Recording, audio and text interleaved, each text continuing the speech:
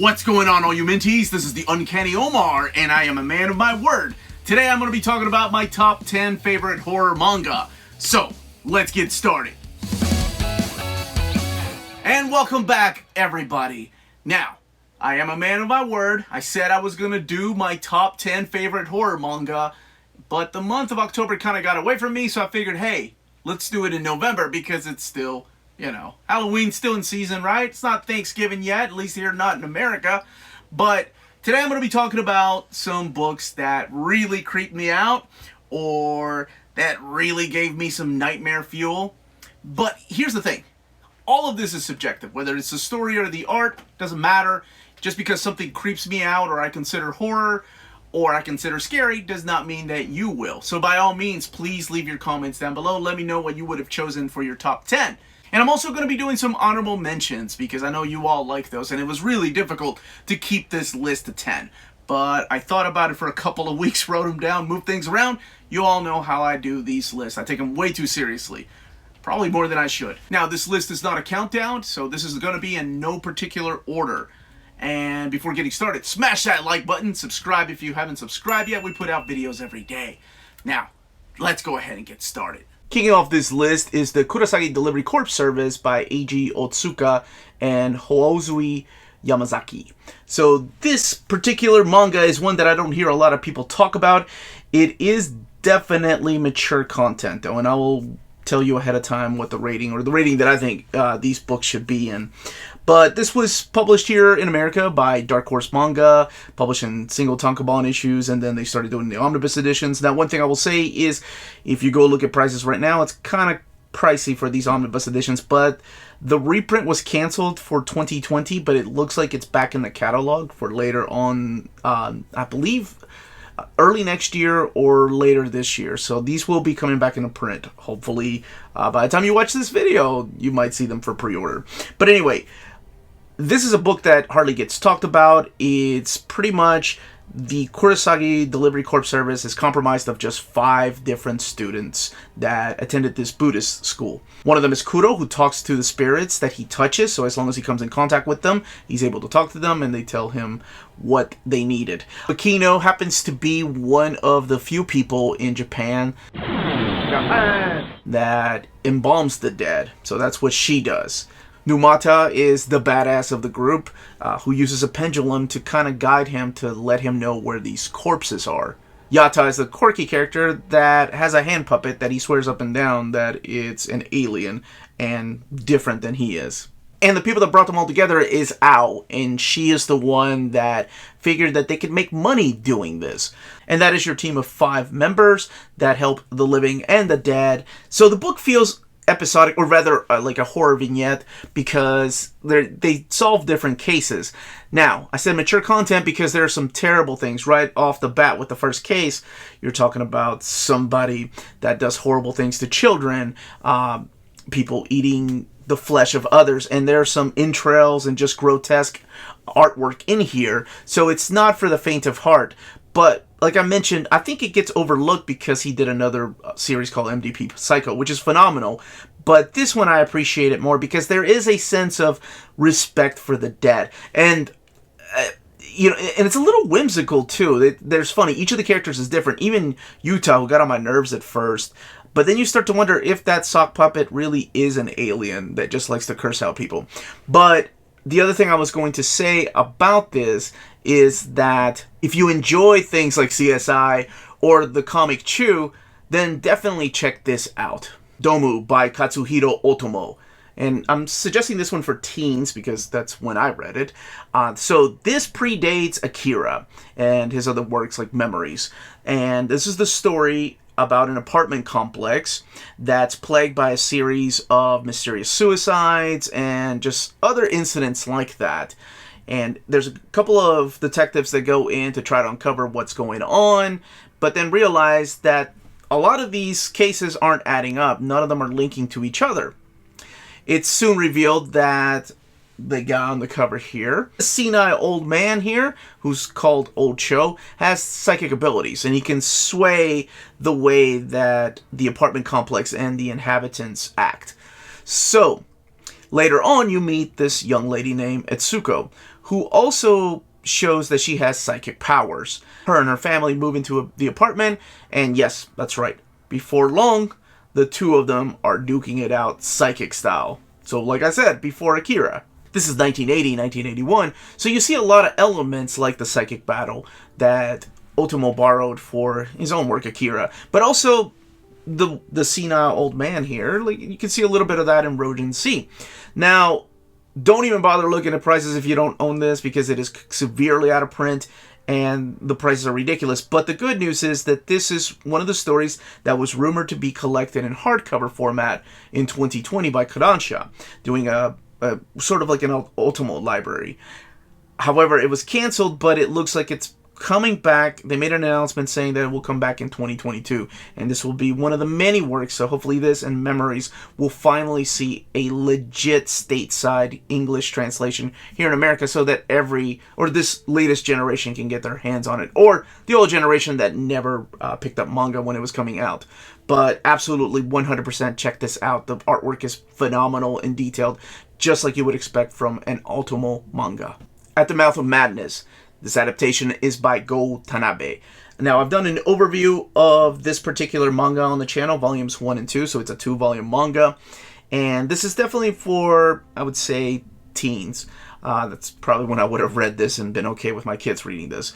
So we've had lots of adaptations of H.P. Lovecraft stories. Some have been good, we've had movies, we've had comics, and others have been not so great. I think it's really difficult sometimes to adapt that creepy factor that he put into his stories. This does a phenomenal job of capturing that eeriness of the story in The Mouth of Madness. The story is pretty simple. It's about an expedition group that finds something disturbing deep within a mountain. They find the remains of an old crew and their dead animals, like their dogs. But that's not all. Then they find this star-shaped mound of snow with a grave underneath it. And that's when all hell breaks loose. The story is very intriguing, and the art style is very realistic and cinematic. Honestly, Tanabe's art style makes it feel like you're watching a movie, and I think it adds elements of horror that probably a lot of other artists would have missed. I wish these were in oversized hardcover format. That is my only complaint about this particular translation. But both volumes 1 and 2 are still available as of this video, and 100% you should check them out. I mean, obviously, check out the original story, of course, but if you like manga and it's kind of your segue to that, absolutely 100% check out this particular story. Tomie by Junji Ito. Let's go ahead and get it out of the way. This is the only Junji Ito book I have on this list. This list would have been made of nothing but Junji Ito stories if I was being honest with myself. So I had to pick my very favorite one, the one that I think encompasses the most horror. I know a lot of people probably would have gone with Gyo or Uzumaki. Those seem to be the popular choices. But we are talking about my list, and I went with Tomie, just because it's one that I don't think a lot of people talk about, and I don't know why, because this one to me seems a lot creepier than all the others. But again, all subjective. So this is the story. It's actually one of his earliest stories. I want to say it's his very first story that he did. So you see the evolution of this artist, or this mangaka, throughout this particular volume. It's all in one in this hardcover. It was released years ago by Dark Horse as Museum of Terror, with some other stories in there from other works that he did. So it is all the story of Tomie, who is the main draw, and that's what will sell you on this manga. Tomie is a pathological liar. She can seduce nearly every man that she wants. And, of course, the biggest twist of the story is that she will never die. You can shoot her in the head, you can strangle her, you can throw her into the river and drown her, but she will always come back. And every story in here has something to do with the character of Tomie. It's whether it's some kind of force of nature, some evil spirit. It's one of my favorite things about Junji Ito is that he never really explains exactly what's going on. He kind of leaves it up to the reader to figure out the clues that he lays there. And I think this is a perfect example of that, because in the end, it really doesn't matter. You have this creepy ass girl who refuses to die, and there's a lot of creepy nightmare fuel. I said nightmare fuel earlier in this video when I was introducing it. this is when I think of Nightmare Fuel, because holy crap, I remember one of my favorite things to do is when I'm alone at home is when my family is out, watch a horror movie, freak myself out, which rarely happens, just 'cause I grew up with horror movies. So I remember reviewing the Dark Horse Museum of Terror, and it had a Tomie story in there, and my family was out, it was the middle of the night, and I got creeped out by a particular page. I'm not going to show you the page, you can find out for yourself. Maybe I'm hyping it up too much, I don't know, but I threw the damn book and went to watch Full House, because that's how much it creeped me out, and I don't get creeped out easy, but loved it, 100% recommend it. The art is amazing, the details, expressive, faces, unique, and gory, and beautiful, all wrapped up into one. I think that's something you probably hear about Junji Ito in general. So check it out for yourself. The story of the girl that just would not die. Creepy ass girl that would not die. Gantz by Hiroya Oku. Mature content, 100%. No, there's probably a lot of people that look at the cover and think, oh, cool. People fighting crime in spandex. Sort of. But not really. It is the story of Kei Kurono, and one day him and his childhood friend Kato die in a horrific train accident. I mean, horrific. They get decapitated. So very graphic. Things like that is what you're going to find in here. So after the accident, both of them wake up in this Tokyo apartment with a group of other people, and all of them are completely clueless as to how they got there. Now, there's this black orb, this sphere that is in the center of the room called Gantz, and it explains to them that it's now their job to hunt down aliens living among us. And that's what they do. They gather points to try to get their life back, or to get better armor, better guns, and go out there and hunt aliens. Now, it's not just aliens, but there's also monsters. That's one of my favorite things about this, that Oku is able to incorporate like all these elements of Western horror, Eastern horror, and kind of mesh them together. There's some creepy imagery in here of just these humanoid type of creatures, whether it's ghosts, werewolves, or big giant statues, robots come to life. So it's not just aliens. And lots of nudity, lots of sexual content from time to time. You don't know who's going to live, you don't know who's going to die, which is ridiculous to say because they're already dead and they're gathered together in this room. The whole room is a mystery as to what this orb, what Gantz really is. But so, and then sometimes it's not just humans that make it there. So just in case, if you're an animal lover and don't like to see animals in pain, things like that, by all means, please pass on this particular book. But the best selling point is the art. The craziness of the artwork. The realistic, super sexy look to Oku's art is 100% amazing, because we have glorified violence, gore, but also these characters connect with each other. And it's those expressions that he draws on their faces that make you feel for these characters and make you root for them, and hopefully that they all make it out together as a group of friends. But I will say, don't expect that. The Drifting Classroom by Kazuo Umezu, or sometimes credited, as in this case, as Kazuo Umez. Now, it was very difficult to pick an old school manga, because it was either this, Devilman, or the other Umezu book, Cat-Eyed Boy, or a couple of the Osamu Tezuka books I own. But I decided if I'm going to bring it old school, I might as well go for one of the creepiest books, because this was late 50s, early 60s type of story. So if you're not into older pieces of art or older works of comics, then this may not be for you. This is definitely teen, and the story is pretty simple. The story follows a school that was transported into this barren wasteland, and it's not just the school, it's all the 800 student and faculty members that are transported there. Now, they are fighting off against monsters, students are fighting the teachers, they're trying to find food, and then, of course, because it's a bunch of kids, they are fighting each other. So if you don't like violence on children, absolutely not for you, because there's some heavy material in here, such as the case of kids just... There's suicide in here, so I'm just going to go ahead and say that.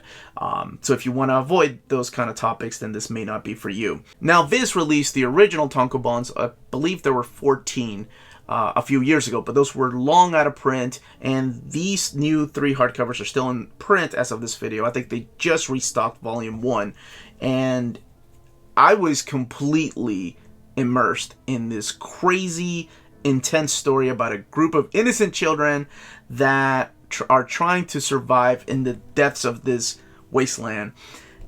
And they have to fight off against adults. They don't have any help from some of the adults. And also fight off against monsters that are just lurking in the shadows. This is completely well worth the read.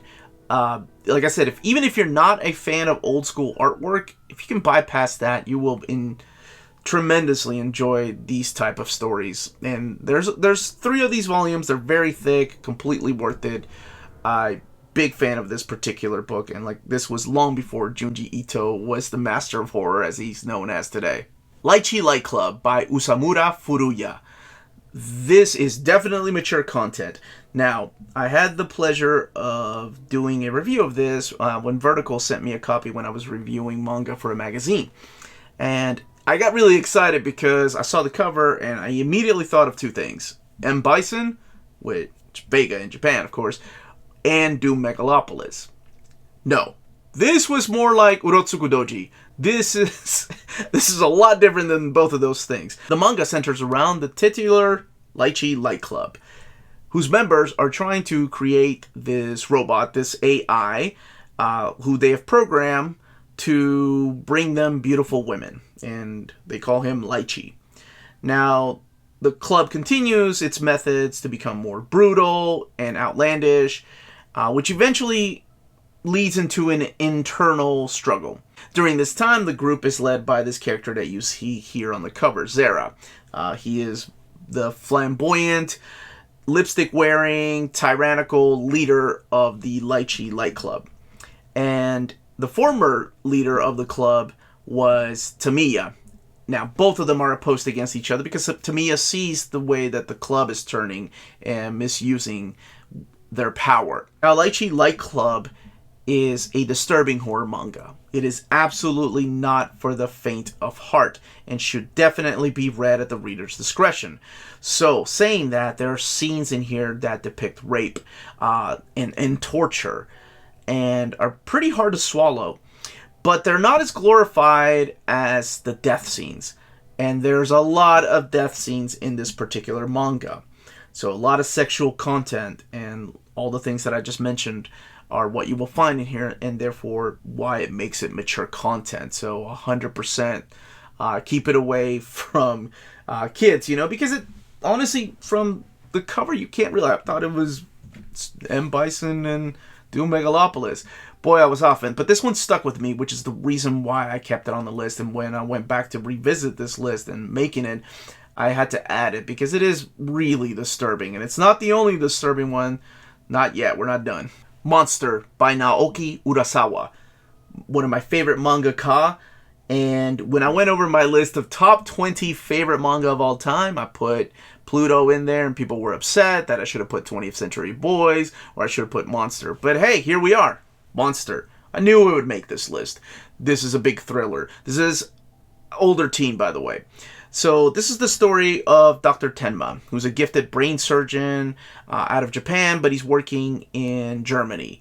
And he has different values than most of his peers at this hospital. He doesn't see ranking in society or social status. He just wants to save everybody.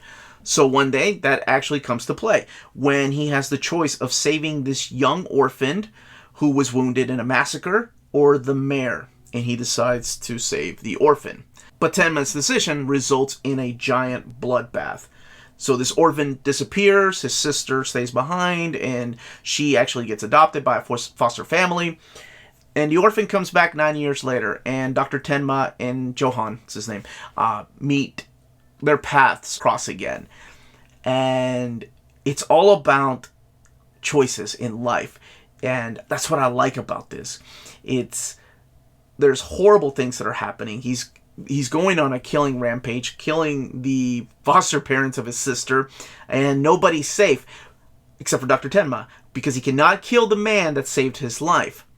So It's a psychological dark thriller that is all set in Europe, and it creeps the hell out of me just because of the villain.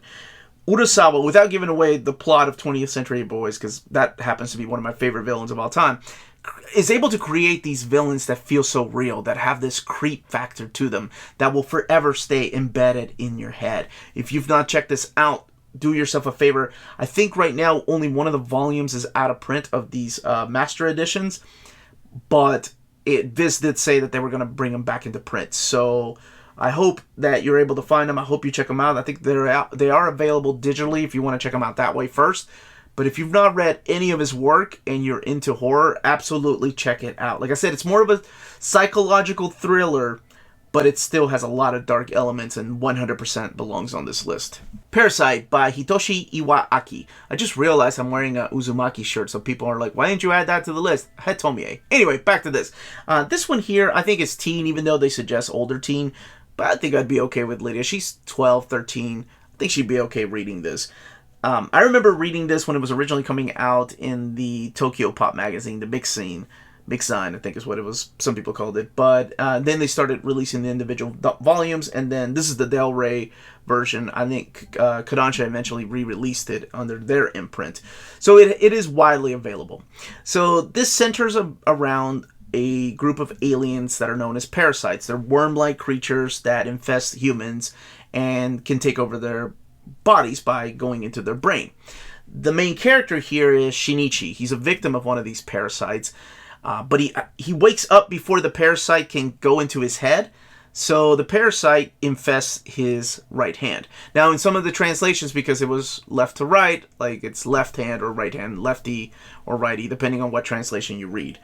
But the two of them keep a separate personality.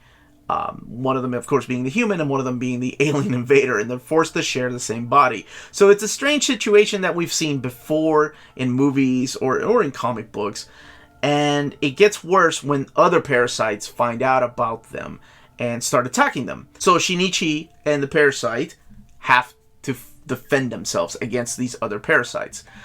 So it's Invasion of the Body Snatchers, but there's a lot of grotesque art in here. I love it. There's people getting their heads bitten off.